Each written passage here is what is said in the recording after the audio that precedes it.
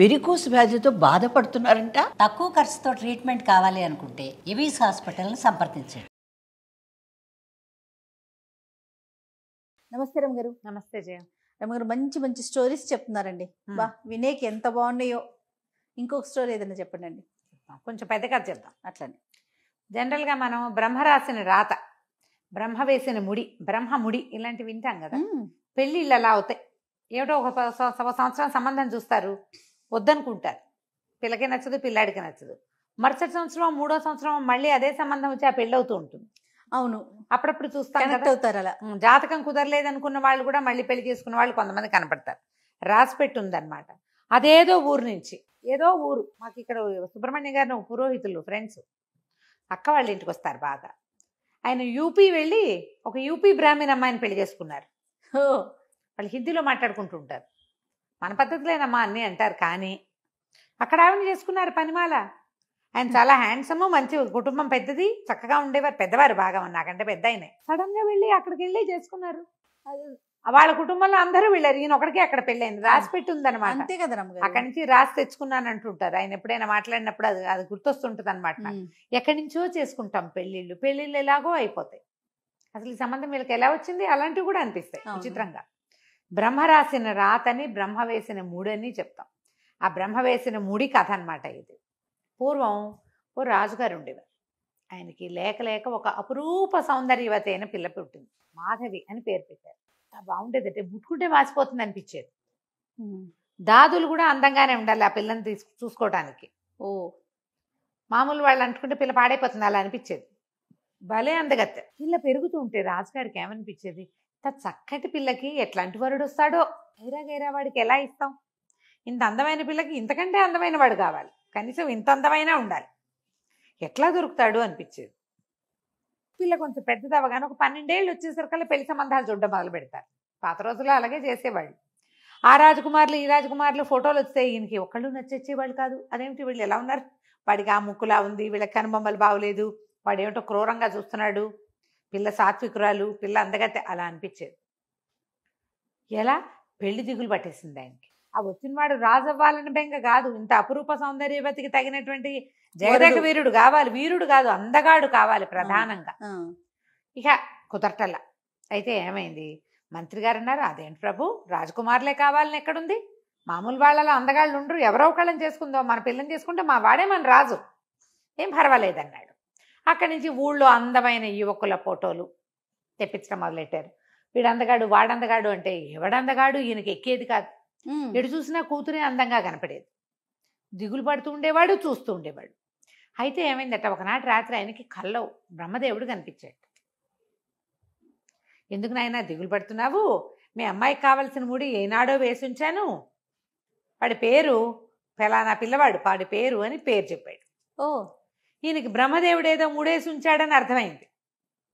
అక్కడి నుంచి మంత్రితో చెప్పాడు, నాకు ఒక కాలు వచ్చింది, బ్రహ్మదేవుడు కనపడ్డాడు, ఆయన్నే స్వయంగా చెప్పాడు, పిల్లకి ఒక ముడి వేసి ఉంచాను, దీనికి తగిన వరుడు పుట్టాడు అని వాడి పేరేదో చెప్పాడయ్యా, నాకు సరిగ్గా అర్థం కాలేదు, ఈసారి మళ్ళీ బ్రహ్మదేవుడిని ప్రార్థిస్తానని కొంతకాలానికి రోజు అడగ్గా మళ్ళీ ఒకరోజు కలొచ్చింది. నేను దిగులు పడద్దన్నానా, కురవరట్టుతో మీ అమ్మాయి పెళ్ళవుతుంది అన్నాడు బ్రహ్మదేవుడు. పేరేమిటి, కురవరట్. అదేం పేరు, విచిత్రంగా ఉంది. కానీ ఈ విచిత్రమైన పేరుని ఈయన పెట్టుకున్నాడు, గుర్తుపెట్టుకున్నాడు. అక్కడి నుంచి మంత్రికి చెప్పాడు, పేరు చూడు వింతగా ఉంది, రాజుల్లో ఎలా ఉండే వీరసింహుడు, ఆ సింహుడు, ఈ సింహుడు ఉండాలి, ఏదో ద్వారకానాథుడు, మిథిలానాథుడు అలా నాథులు ఉండాలి, నాథులు కాదు సింహులు కాదు, ఈ కురవరట్టు పేరేమిటి. అక్కడి నుంచి మంత్రికి ఇంకొక ఐడియా వచ్చింది, మనం ఓ పని చేద్దామండి, మరి మన గూఢచారులు వాళ్ళు వీళ్ళు ఉంటారా, కొంతమంది మనకి వీళ్ళు కూడా ఉంటారంటే ఊళ్ళల్లో తిరిగేవాళ్ళు, సంచారానికి వెళ్ళేవాళ్ళు, అందరినీ పిలిచి విచిత్రమైన పేర్లు ఎవరివైనా కనబడితే రాసుకురండి, ఆ విచిత్రమైన ఫలానా పేరు వాడు ఏ ప్రాంతం వాడో గుర్తుపెట్టుకుని రాసుకురావాలి మీరని చెప్పారు. వీళ్ళ దగ్గర ఉన్న పేరేమిటి, కురవరట్ చెప్పారు. వాడు సంవత్సరాలు తిరిగే తర్వాత ఒకడు వచ్చాడు, ఈ కురవరట్టు పేరు అది రాసుకొచ్చారు వాళ్ళు, లిస్ట్ అంతా రాసుకొస్తే వీళ్ళ దగ్గర పేరు ఉంది కానీ ఈ పేరు వాళ్ళు చెప్పల, వాళ్ళని లిస్ట్ రాసుకురమన్నారు. ఆ వచ్చిన లిస్ట్ అంతా ఏడాది తర్వాత మొత్తం చూస్తే అందులో కురవరట్టు కనపడింది. అమ్మో ఇంకేముంది, మనవాడు దొరికేశాడని, అరే అబ్బాయి ఎవర్రా ఈ లిస్ట్ రాసుకొచ్చిన వాడు అని ఆ లిస్టు చేసినటువంటి సంచార జాతి వాడిని పిలిచారు. వాడు ఫలానా అరణ్యంలో నుండి ఒకవైపు ఒక కోయి జాతి కుర్రవాడు, వాడి చెట్లకి పళ్ళు గిళ్ళు అన్నీ కోసేస్తాడు బ్రహ్మాండంగా. వాడి పేరండి కురవరట్టు అనగానే ఆయన ఎక్కడ ఏమిటి అన్నీ కనుక్కొని రాజుగారి దగ్గరికి పరమానందంగా పరిగెత్తాడు. మన కురవరట్టు దొరికేశాడు, నేను అక్కడికే వెళ్తున్నాను, ఒక అరణ్యంలో భిల్ల జాతి బట్ట, భిల్లుడో కోయడో మనకు పర్వాలా, వాళ్ళు మనలాంటి వాళ్ళే, కుర్రాన్ని తీసుకొచ్చి రాజుని చేసుకుంటాం అని చెప్పి బయలుదేరాడు. తీరా వెళ్ళాక ఆయన చాలా దిగాలుగా వెనకొచ్చాడు వాడిని వెంట పెట్టుకుని. వాడు సన్నగా నల్లగా అట్టలు కట్టిన జుట్టు, పరమ అప్పుపక్షిలాగా ఉన్నాడు, బక్కగా సన్నటివాడు బక్కటివాడు. వాడిని తెచ్చి క్షమించాలి ప్రభు, పేరైతే సరిపోయింది కానీ ఆకారం సరిపోలేదు, వీడేమిటో ఇలాగా మరీ అక్కుపక్షిలాగా ఉన్నాడు, పేరు మాత్రం బ్రహ్మదేవుడు చెప్పిన పేరే అనగానే రాజు కొళ్ళు మండిపోయింది. ఏది వాడు నాకు చూపించన్నాడు. తీసుకొచ్చి చూపించేస్తారు కదా, ఆయన నిర్ఘాంతపోయాడు. వీడా కనీసం రాజకుమారి వెళ్లే దారిలో దీపం వెలిగించడానికి కూడా పనికిరాడు వీడు. రోడ్డు మీద దీపాలు వెలిగిస్తారు సైనికులు, దీపం వెలిగించే సైనికుడు పోస్ట్ కూడా పనికిరాడు. వాళ్ళు కూడా హ్యాండ్సమ్ గా ఉన్న వాళ్ళే ఉన్నారు మన దగ్గర. వీడికి ఎట్లా ఇచ్చి పెళ్లి చేస్తామమ్మా, ఏం చేస్తాం మంత్రి, మనం ఓ పని చేయి, వీడిని తీసుకెళ్ళి చంపేయి. అయ్యో, బ్రహ్మదేవుడు మూడేంటో చూద్దాం, వాడు కనుక బతికే ఉంటే మన కర్మగాలి, బ్రహ్మదేవుడు మూడేసానని చెప్పాడు, మళ్ళీ దేవుడు మొగుడైపోతాడేమో మన పిల్లకి, వీడిని సంహరించమన్నాడు. కోపం వచ్చింది రాజుకి. బ్రహ్మదేవుడి ముడి ఆయన ఐడియా ఏమిటో చూద్దాం, పెద్ద కల్లో వచ్చి చెప్పాడు. 2 సార్లు వచ్చాడు, 2 సార్లు కురవరట్టు పేరు చెప్పాడు. ఈ దేభ్యం వాడికి ఇవ్వడానికి ఇంత అందమైన పిల్లని పెంచాం, చంపేసే అన్నాడు. అనగానే వాడు మంత్రి గారు నిర్ఘాంతపోయాడు. వాడి పంపేయి అంటే బాగుండేది, చంపేయమంటే బాధగా ఉంది, నచ్చలా. సరే అడవిలోకి తీసుకెళ్ళి చంపేద్దాం అనుకున్నాడు. వెంట పెట్టుకు తీసుకుపోయాడు. ఇప్పుడు ఎవరికైనా వీడిని సంహరించండి అని చెప్తే కారణం చెప్పాలి. ఆ పని తనే స్వయంగా చేద్దాం నమ్మలేక చేద్దాం అనుకున్నాడు. అడవిలోకి వెళ్ళేసరికల్లా, అడవిలోకి వెళ్ళగానే వాడికి అలవాటు కదా, వాడు ఆ చెట్టుకి ఈ చెట్టుకి కాయలన్నీ కోసి మంచి దోరకాయలు తీసుకొచ్చి ఈయన చేతిలో పెట్టాడు. ఈయనకి ఇంకా బాధేసి, వీడు మంచివాడు పాపం, పిచ్చి మీద వాడిని చంపుతున్నానని అర్థం కాలా. ఈయనేమో వాడిని ఏమంటారు ఎన్కౌంటర్ చేయడానికి తీసుకుపోయాడు. వాడు పోయి జేబుల నుంచి బిస్కెట్లు చాక్లెట్లు తీసిస్తే ఎన్కౌంటర్ చేసేవాడికి ఎలా ఉంటుంది, బాధ అనిపిస్తుంది. బాధగా ఉంది ఆయనకి. ఏం చేయాలి అని అలా అడవిలో నడుస్తూ ఉంటే వాడి మాటలు, వాడి కబుర్లు చెప్పడం, తేనె తాగుతారు అయ్యగారు, ఆ పైన ఉందండి అంటే దాని నిండా ఇన్ని తేనె తీగలు. వాడు క్షణాల్లో కోతిపిల్లలాగా పైకెక్కేసి శుభ్రంగా ఒక ఆకుదొప్పలో ఇంత పిండుకుని తీసుకొచ్చి ఇచ్చాడు. మరీ బాధ అనిపించింది, వీడిని చంపకూడదు, ఏం చెయ్యాలి, కానీ వీడిని బతికించి ఉంచితే కష్టం, చేత్తో చంపటం ఇష్టం లేదు. వాడి కోసిన పండు తిని వాడు తెచ్చిన తేనె తాగి వాడిని చంపచ్చా. ముందుకు నడిచి వెళ్తుంటే ఆయనకి దూరంగా ఒక కొండ కనపడి, ఆ కొండని వాసుకి కొండ అంటారు. అది కొన్ని సర్పాలకి ఆలవాలమని ఆ కొండెక్కిన వాళ్ళకి అక్కడితో పెద్ద తటాక ఉందని చెప్తారు. సర్పాలు ఉంటాయని, వాసుకి అనే మహాసర్పం ఆ వాళ్ళని భక్షించేస్తుందని కథలు చెప్పుకునేవాళ్ళు. అది నిజమో కాదో ఎవడికి తెలీదు. ఆ కొండకి దిగొచ్చిన వాడు ఎవ్వడూ లేడు. ఈయన అన్నాడు, అరే అబ్బాయి నాకు ఓ పని చేస్తావరా అన్నాడు. కురవరెట్టు చేస్తానండి, మీరు ఏం చెప్తే చేస్తాను. అయితే ఓ పని చేయి, ఆ కొండ ఎక్కు. ఆ కొండ మీదకి ఎక్కాక పెద్ద తటాకం ఉంది. ఆ తటాకంలో లోపల ఇసుక గులకరాళ్ళు ఉంటాయి. 2 సంచులు ఇచ్చాడు. ఈ సంచి నిండా గులకరాళ్ళు, ఈ సంచి నిండా ఇసుక పట్టుకురా. మరి ఇదిగో ఈ కాసు ఉంచుకో, ఊరికే వాడు ఎలాగూ చచ్చిపోతాడు పాపం, ఆశ పెట్టడానికి ఓ బంగారు కాసు చేతిలో పెట్టి తన ఉంగరం తీసి వాడి వేలికి పెట్టాడు. మీరు ఇక్కడే ఉంటారండి అయ్యగారు, నేను వెళ్ళొచ్చేదాకా అన్నాడు. వద్దులేని వద్దని ఉంగరం పెట్టాడనమాట. ఉంగరం పెట్టి నేను వెళ్ళిపోతా, నువ్వు ఇందాక మన నగరంలో కలుసుకున్నాను చూడు, రాజుగారి దగ్గరికి వెళ్ళావు, అక్కడ ఉంటా. నువ్వేం చేస్తావంటే నువ్వు మెల్లిగా ఎక్కాలి కదా, ఇదంతా ఎక్కాలి, ఆ పని చెయ్యాలి, అదంతా దిగాలి, ఎప్పటికవుతుంది అదంతా. నేను వెళ్ళిపోతా వెనక్కి, ఉంగరం ఉంది కాదు, నువ్వు వచ్చి ఉంగరం చూపిస్తే నా దగ్గరికి తీసుకొస్తారు ఎవరైనా. అవి చాలా మంచివిరా, అవి వాడుకోవటం కోసమే నిన్ను తీసుకొచ్చా, నువ్వంటే చూడు అడవిలో బాగా తిరుగుతున్నావు కాదు అని వాడికి చక్క ముద్దుగా చెప్పాడు. వాడు అట్టగానండి దాందేముంది నేను వెళ్తాలేండి అన్నాడు. ఈయన గుర్రం వేసుకుని వెనక్కి వెళ్ళిపోయాడు.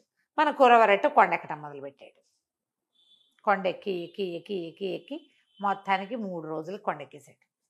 ఎక్కితే పెద్ద తటాకం ఉంది. వీడు ఆ తటాకంలోకి దిగాడు. వాడు అప్పటికే 3 రోజుల నుంచి కొండెక్కుతున్నాడు. దొరికిన కాయ కసరు, వాళ్ళ జీవితాలు అవే, కొండవాళ్ళు కదా, వాడు కోయపిల్లవాడు, వాడికి అదే అలవాటు. తేనె దొరికితే తాగేస్తాడు, తటాక ఎక్కడైనా సెలయేళ్ళు కనపడితే ఆయన నీళ్లు తాగుతాడు, ఓ పండో కాయో కోసుకొని తింటాడు. వాళ్ళకి తెలిసినన్ని కాయలు పళ్ళు మామూలు వాళ్ళకి తెలియవు. ఆకలి లేదు వాడికి, కానీ కొండెక్కటంలో చెమటలు పోసి విసగటగా స్నానం చేద్దామనిపించింది. సరే తటాకంలో ఎలాగో ఆయన అవి తీసుకురమ్మన్నాడు కదా అని ఆ తటాకంలోకి దూకాడు. పెద్ద తటాకం, చల్లటి నీళ్ళు. లోపలికి వెళ్తే అడుగునంతా ఇసుక రవ్వ రవ్వ రవ్వగా చేతికి తగులుతోంది.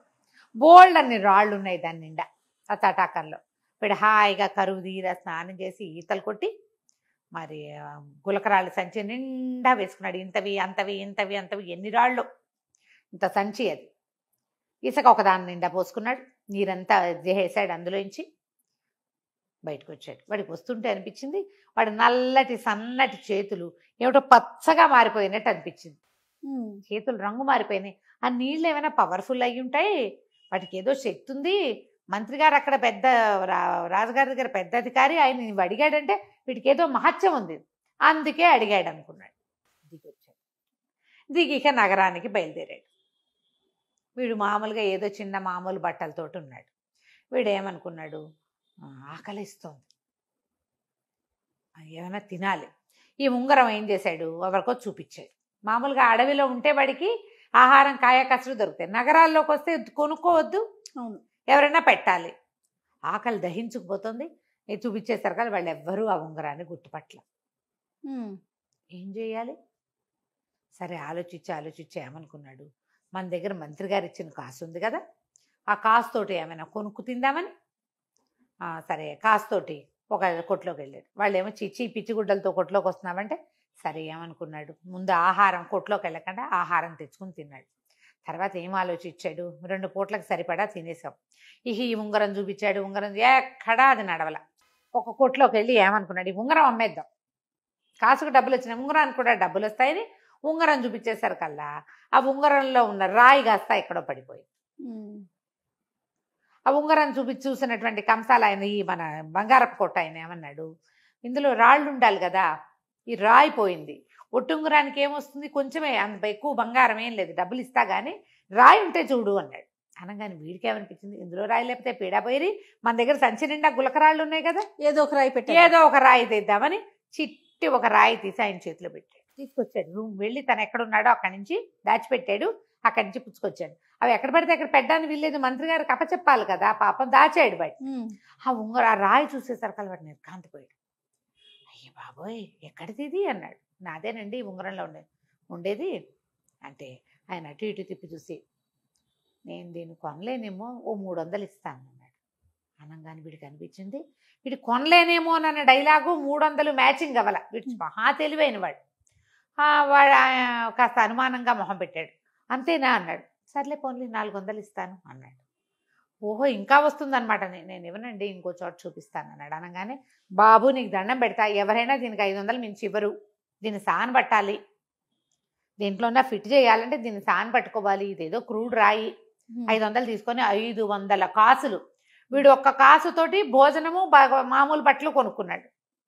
సరే ఏమనుకున్నాడు, తీసుకున్నాడు, ఇదే బాగుంది మన సంగతి, ఆ మంత్రి గారు దొరకపోతే పీడా పోయిరి అని చెప్పేసి ఆ ఉంగరం మాత్రం వేలికి పెట్టేసుకున్నాడు. దాంట్లో రాయి లేదు, రాయి లేని ఉంగరమే ఉంచుకున్నాడు. ఇక అక్కడి నుంచి ఏం చేశాడు, డబ్బులు పూసుకొని వచ్చేసాడు. చక్కగా ఒక ఇల్లు అద్దెకి తీసుకున్నాడు, బట్టలు కొనుక్కున్నాడు, శుభ్రమైనవి చక్కటి బట్టలు. ఈయన చూస్తే అందరూ యువరాజు ఉన్నాడు చూసినట్టు చూస్తున్నారు. తన దగ్గర రత్నాలు సంచి నిండా ఉన్నాయి కదా, అవసరమైనప్పుడు 2 రాళ్ళు 3 రాళ్ళు చొప్పున అమ్మటం మొదలు పెట్టాడు. వీడిని రత్నాల రాజు అనేవాడు. పేరే మారిపోయింది. వీడి దగ్గర ఇంత సంచెడు ఉన్నాయి, వాడు గుప్పెడమ్మ ఉంటాడు అంతే. ఆ గుప్పెడు రత్నాలతోటే వాడికి ఆ పేరు వచ్చేసింది, గుప్పెడు గులకరాళ్లతోటే. ఆ ఇసుక అయితే బంగారు ఇసుక, దాన్ని ఎవరికి ఇవ్వాల, వాడి దగ్గరే ఉంచుకున్నాడు. సరే ఊళ్ళో ఆ నోట ఈ నోట ఈ రత్నాలు, కొత్తవాడెవడో వచ్చాడని ఊళ్ళోకి, వాడి దగ్గర రత్నాలు ఉన్నాయని తెలుసుకున్నారు. మంత్రి గారికి ఎవరో చెప్పారు, రత్నాల రాజు అని ఒక కుర్రాడు ఉన్నాడు, మరి వాడు భలే అందగాడు, తర్వాత వాడి దగ్గర బ్రహ్మాండమైన రత్నాలు ఉన్నాయి, ఎన్ని రాసులు ఉన్నాయో, వాడు ఒక రత్నం అమితే 1000-2000 కాసులు వచ్చేస్తున్నాయి వాడికి. ఆ రత్నాల్లో 1-2 చక్కగా మెరుగుపెట్టించి యువరాణి కూడా పంపారు. రాజు కూడా కొంటాడు వాటిని. అక్కడి నుంచి రాజు అన్నాడు, ఏమిటి మనకి ఊళ్ళో అంతా ఇంత అందగాళ్ళు ఉంటే గురించి ఎవరు చెప్పలేదు, వీడెవడో కొత్తగా వచ్చిన వర్తకుడు భలే అందగాడని చెప్తున్నారు, వర్తకుడు అయితే ఏమిటి, మన పిల్ల నుంచి పెళ్లి చేయొచ్చు, ఆ అబ్బాయిని చూసిరమ్మన్నాడు. ఈ మంత్రి గారి సుబుద్ధి ఓ చిన్న పటాలాన్ని వేసుకుని రత్నాల రాజును చూడపోయాడు. ఈయనేమో కురవరట్టును గుర్తుపట్టలేదు, కురవరట్టు మంత్రి గారిని గుర్తుపట్టలేదు. ఇద్దరు ఒకళ్ళనొకళ్ళు చూసుకున్నారు. చూసి అబ్బో పిల్లాడు భలే అందగాడు, కుర్రాడు, వివాహం అయిందా అన్నీ కనుక్కున్నాడు, కాలేదన్నాడు. అనగానే ఈయన ఏం చేశాడు, మళ్ళీ పరిగెత్తుకుంటూ రాజు దగ్గరికి వెళ్ళాడు. సుబుద్ధి చాలా బాగున్నాడండి, ఏ ఊరు ఏమిటి ఇంకా వివరాలు కనుక్కోలేదు, వివాహం అయితే కాలేదు, చూడ్డానికి అందంగా ఉన్నాడు, పెద్ద ఇల్లు తీసుకున్నాడు, డబ్బు ఉంది వాడి దగ్గర, లేకపోతే పీడాబైరి మనం చేసుకుంటాం, లేదనుకో నష్టమే ఉంది, రాకుమార్తెను పెళ్లి చేసుకుంటాడు కదా, చాలా బాగున్నాడు, అసలు 2 కళ్ళు చాలా అంత అందంగా ఉన్నాడు అన్నాడు. అనగానే రాజు అన్నాడు, ఓకే పిల్లనిచ్చి పెళ్లి చేసేద్దాం, నువ్వు చూసావు కదా నేను చూసినట్టే. అయ్యో. రాజుగారు మళ్ళీ మంత్రి గారు సాయంకాలం అయ్యేసరికల్లా పెద్ద పటాలన్నీ అంతఃపుర కాంతల్ని కూడా కొంతమందిని వెంట పెట్టుకుని మంది మార్బలంతో పసుపు కుంకాలు పళ్ళు స్వీట్లు నగలు నాణ్యాలు బట్టలు అన్నీ మోయించుకుని తీసుకెళ్ళి నాయన నువ్వెంతో చక్కటి పడివి, నువ్వు చాలా బుద్ధిమంతుడు అని వ్యాపారస్తులంతా చెప్తున్నారు, మా రాజుగారికి మహాద్భుత సౌందర్యవతి అయిన మాధవి అనే కూతురుంది, మా రాకుమార్తెని నీకు ఇచ్చి పెళ్లి చేయాలని భావిస్తున్నాం, మా రాజుగారు కూడా సుముఖంగా ఉన్నారు, నీ పేరు మీ ఊరు వివరాలు జాతక చక్రం అవి చెప్తే అవన్నీ చూసుకుని ముహూర్తం పెట్టిస్తాము అన్నాడు. అనగానే ఈ అబ్బాయి అన్నాడు, అలాగేనండి తప్పకుండా, మేము కోయవాళ్ళం, నా పేరు కురవరట్టు, వీళ్ళు ఈ ఊళ్ళో వాళ్ళు నన్ను రత్నాల రాజు అంటారు, అలా పిలుస్తున్నారు కానీ నా పేరు రాజు కాదండి, నేను కోయి జాతి వాడిని. అనగానే ఆయన నిర్ఘాంతపడి కురవరెట్టా నువ్వు అన్నాడు. నేను కురవరెట్టేనండి అన్నాడు. అదేంటి నేను చూసిన కురవరెట్టు ఇంకోటి కదా అంటే, అవునండి. అప్పుడు ఈయన మా కుర్రాడికి తట్టింది, ఆయనేమోనండి, ఆయన ఉంగరం చూపించాడు, ఈ ఉంగరం మీదేనండి అని, ఇందులో రాయిపోయింది కానీ ఈ ఉంగరం నాదేనా అన్నాడు ఆయన. మీరు నాకేనండి ఇచ్చారు అని అనగానే ఆయన ఆశ్చర్యపోయాడు, ఇదేమిట్రా సన్నగా నల్లగా బక్కగా జుట్టు అట్టలు కట్టేసిన జుట్టుతోటి ఉన్న ఒక చిన్న కోయ కుర్రాడికి ఇచ్చాను నేను, వాడు నా అంత కూడా లేడు, బక్కటి వాడు, నువ్వు చూస్తే ఇంత సమున్నతాకారుడివి, ఇంత ఈ రంగేమిటి ఈ రూపేమిటి అంటే, అయ్యా మీరు నన్ను వాసుకి కొండ ఎక్కిచ్చారు, ఆ కొండలో ఉన్న సరస్సులో దిగేసరికల్లా నా ఒళ్ళిట పచ్చగా అయిపోయిందండి, తర్వాత నాకు తెలిసింది నా రూపం మారిందని, ఆ కొండ మీద ఉన్న సరస్సు చాలా అద్భుతమైన సరస్సు, అందులో దిగటం వల్లే నాకు ఈ స్వరూపం వచ్చింది, నేను అమ్ముతున్న రత్నాలన్నీ కూడా మీరు చెప్పడం వల్ల తెచ్చినవనండి, నిజానికి ఇవి 2 మీవని ఆ సంచులు 2 ఎత్తి ఆయన చేతిలో పెట్టాడు. మీరు ఆ పని చేయడానికి నాకు కాసు ఇచ్చారు, కాసుకి ఈ పని చేశాను నేను, ఇవి మీవే తీసుకోండి అన్నాడు. రామంతా సంతోషించాడంటే ఆ సుబుద్ధి, ఆయన నిన్ను వదిలించుకోవడానికి చేసిన పని, ఇట్లా నిన్నే మాకు కూర్చుంది, భగవంతుడు వేసే ముడి ఇట్లా ఉంటుంది కదా, ఇదే కదా బ్రహ్మదేవుడు వేసిన ముడంటే, చివరికి ఇది సానుకూలం అవ్వవలసిందే, ఎక్కడ వాళ్ళో ఎక్కడో సంబంధం కుదుర్చుకుంటారు, వీళ్ళిద్దరు మొగుడు పెళ్ళాలు అవ్వాలి, వీళ్ళ వల్ల ఒక సంతానం వృద్ధి కావాలి, ఒక వంశాభివృద్ధి జరగాలి అని ముందే రాయబడి ఉంటే మాస్టర్ ప్లాన్ లో మనం ఎట్లా తప్పిస్తాం, మనమెవరం దాన్ని తప్పించడానికి. ఆ మాట అనుకుని పరిగెత్తుకుంటూ రాజుగారి దగ్గరికి వెళ్ళి, అయ్యా వీడెవడో కాదండి, బ్రహ్మదేవుడు ఏర్పరిచిన కురవరట్టే మన పెళ్లి కొడుకు అనగానే రాజు ఆశ్చర్యపోయాడు. పెళ్లి కొడుకుని చూసి నిర్ఘాంతపోయాడు ఆయన కూడా, ఆయన చూశాడు కదా. ఇక సంతోషంగా రాజకుమార్తె మాధవిని కురవరెట్టికిచ్చి పెళ్లి చేసేశారు. తను తెచ్చుకున్న వజ్రాలు ఆ ఇసుకతోటి అతను పరమ సంపన్న గృహస్థుగా వాళ్ళ కుటుంబంలో వాళ్ళని కూడా కొంతమందిని ఎవరినో తెచ్చుకున్నాడు. హాయిగా కాలం గడిపారు. కథ కంచుకు మనం ఇంటికి. భలే ఉందండి, చిన్న కథ అయినా బాగుంది. నమస్తే. నమస్తే.